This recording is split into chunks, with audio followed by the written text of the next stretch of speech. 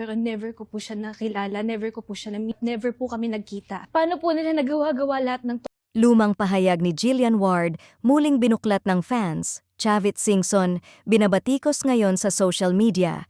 Muling naging mainit ang pangalan ni Chavit Singson sa social media matapos balikan ng fans ang isang lumang pahayag ni Jillian Ward na ngayon ay muling kumakalat online.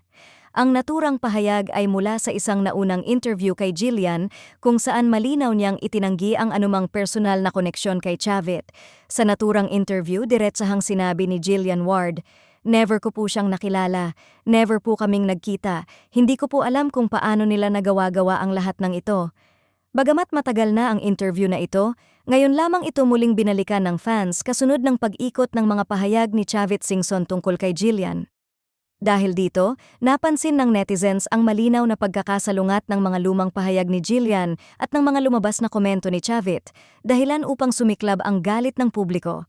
Ayon sa fans ni Jillian, malinaw na noon pa man ay itinanggi na ng aktres ang anumang pagkilala o pagkikita, kaya't hindi nila maintindihan kung bakit patuloy pa ring nadadawit ang kanyang pangalan sa interview ni Chavit.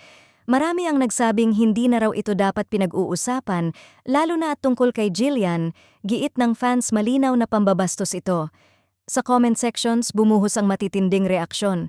May mga nagsabing hindi na raw nahiya, habang ang iba naman ay nanawagan ng respeto, lalo na't isang profesional na aktres si Jillian na maingat sa kanyang mga pahayag at imahe.